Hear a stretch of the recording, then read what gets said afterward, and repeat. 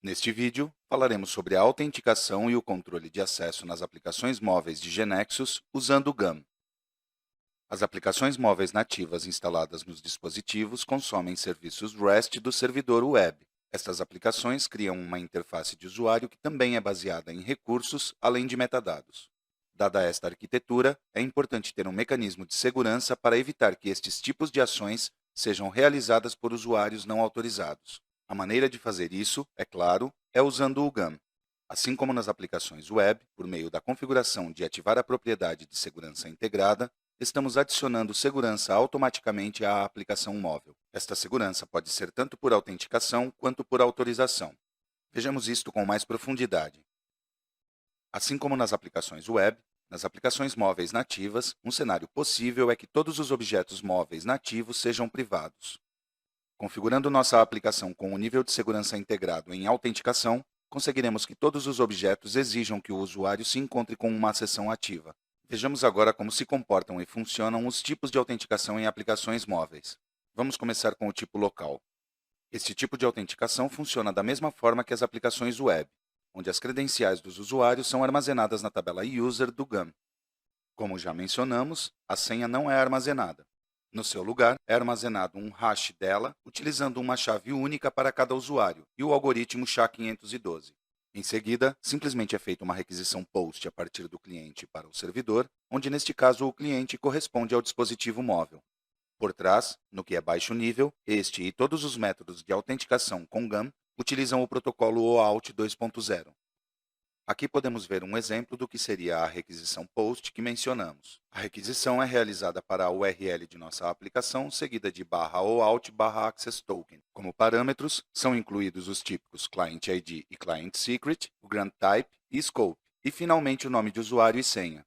Se a requisição estiver correta, deveríamos receber um JSON como o seguinte, com todos os dados do acesso e identificador do usuário. Isto pode ser útil para testar seus próprios tipos de autenticação, onde o teste pode ser realizado com qualquer ferramenta de testes de APIs. Em temas anteriores, revisamos o mecanismo de login para as aplicações web. Vejamos agora como isto funciona nas aplicações móveis. Para ver isto, vamos nos concentrar no objeto GAM-SD-Login, que está incluído nas implementações de referência que traz o GAM.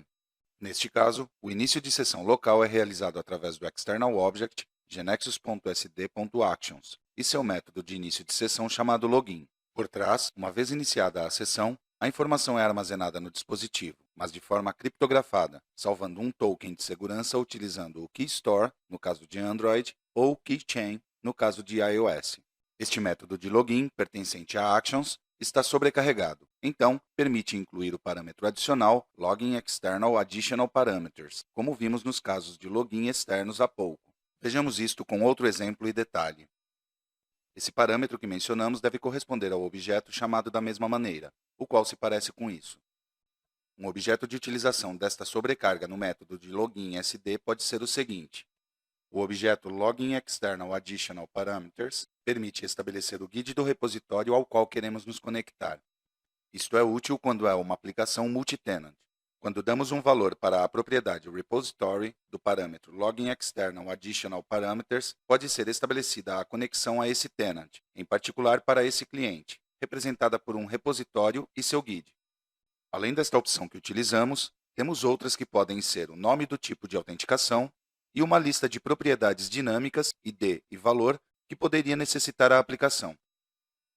Voltando aos testes manuais, podemos replicar a requisição de login que vimos antes, mas desta vez adicionando estes parâmetros adicionais que comentávamos. Para fazer isto, adicionamos à requisição o parâmetro Additional Parameters e nele incluímos os dados que queremos adicionar à requisição.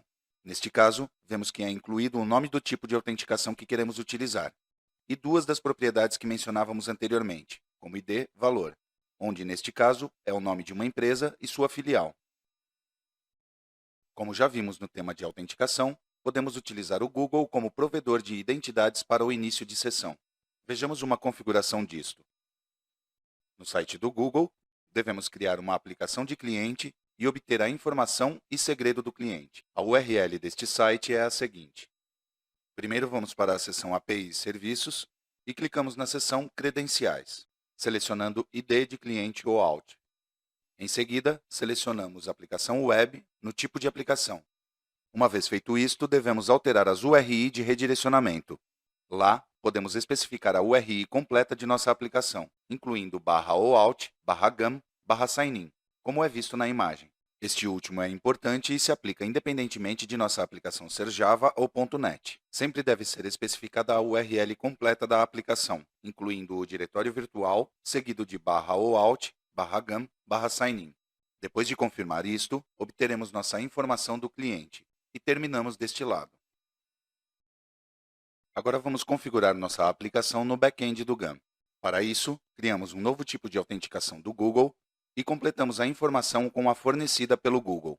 Algo a destacar nesta etapa é que no campo Local Site URL, só é necessário inserir o domínio do servidor que executa a aplicação. Não é necessário inserir a URL completa do site, mas se o fizer, não deve ser incluído o /servlet em Java.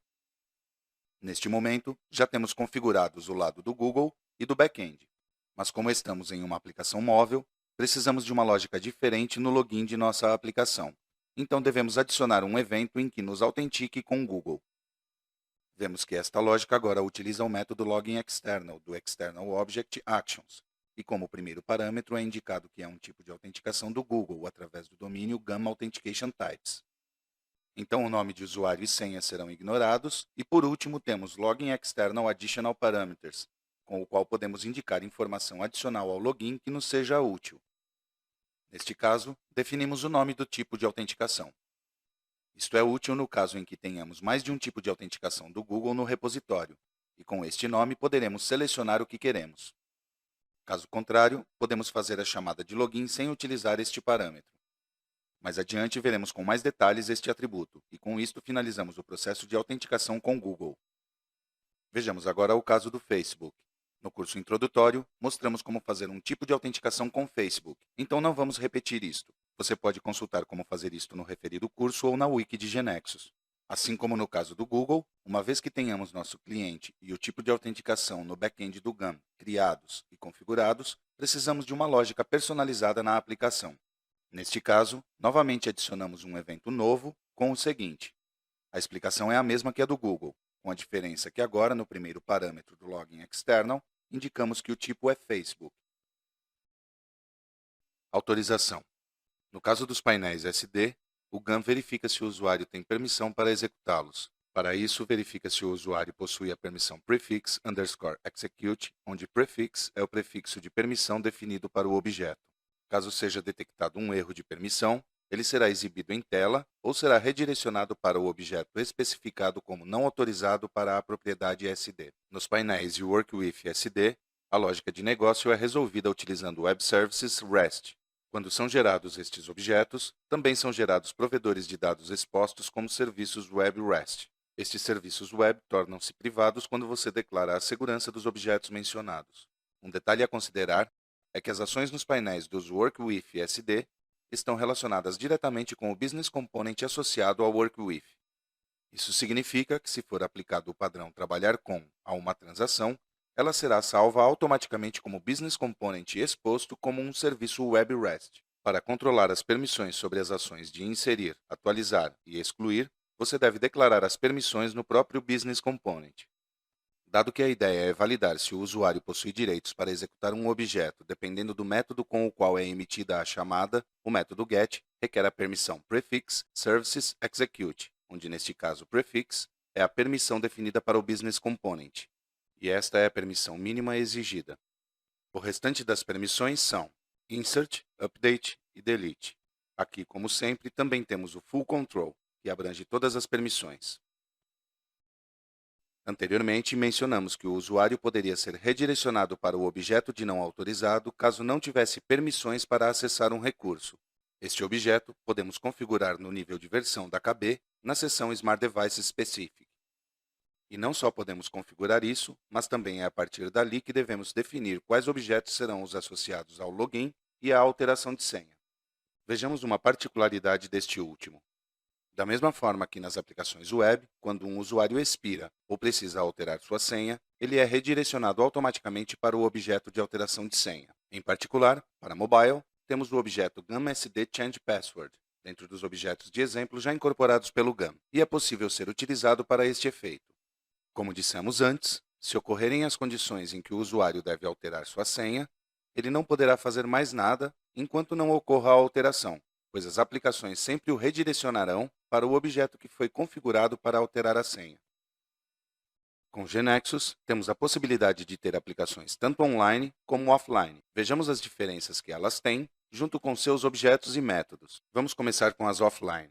A arquitetura destas aplicações móveis deve considerar duas situações em que estas aplicações devem funcionar: quando a aplicação está desconectada e quando tem uma conexão.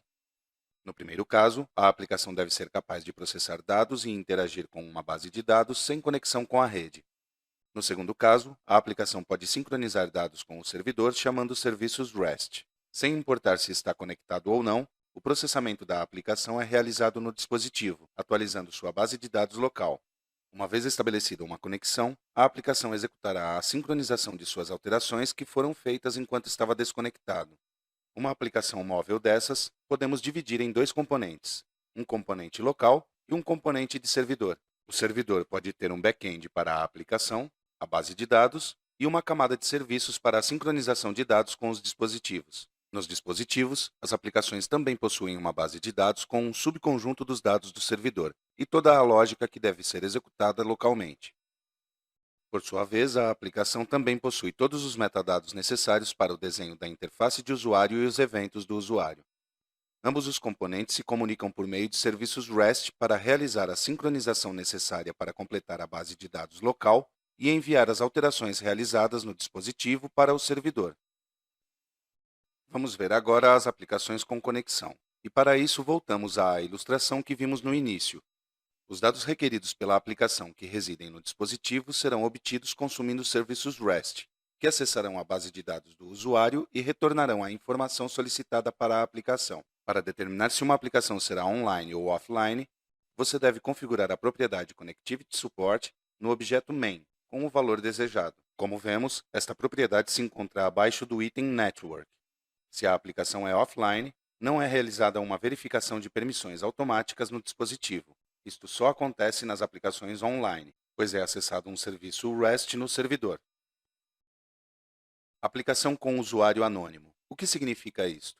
Este é um conceito que temos no desenvolvimento de aplicações móveis com segurança do GAM, que permite oferecer aos usuários a possibilidade de utilizar a aplicação com as mesmas ou semelhantes funcionalidades que possuem os usuários registrados. Por trás, o que o GAN está fazendo é registrar automaticamente o usuário anônimo para cada dispositivo. Para GNexus 15, U10 ou versões anteriores, isto ocorre somente com os tipos de autenticação Custom, External Web Services e Local. A partir de GNexus 15, U11 e em diante, é válido para qualquer tipo de autenticação. Vejamos como funciona.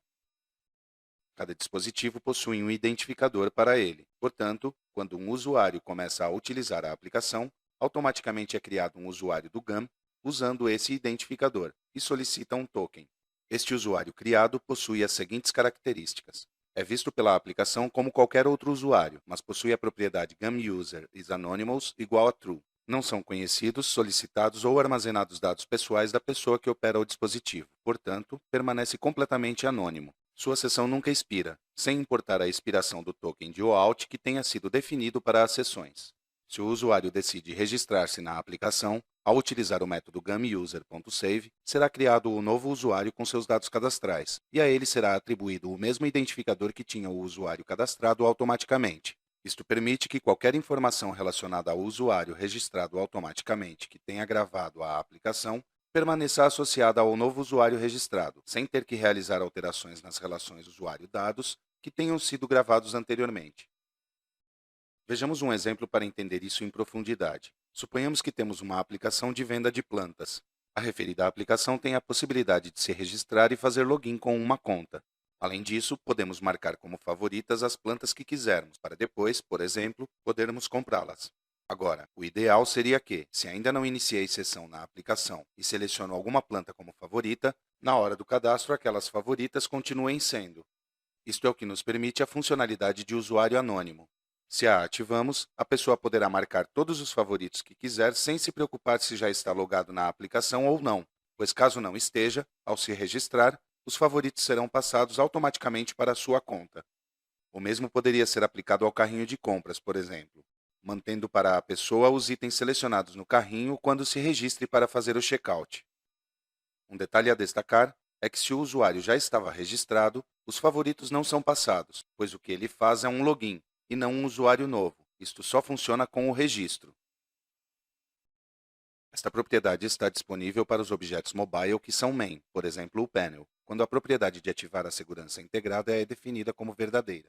O valor desta propriedade determina o comportamento quando um usuário anônimo tenta executar o primeiro objeto da aplicação que possui a propriedade nível de segurança integrada em autenticação ou autorização.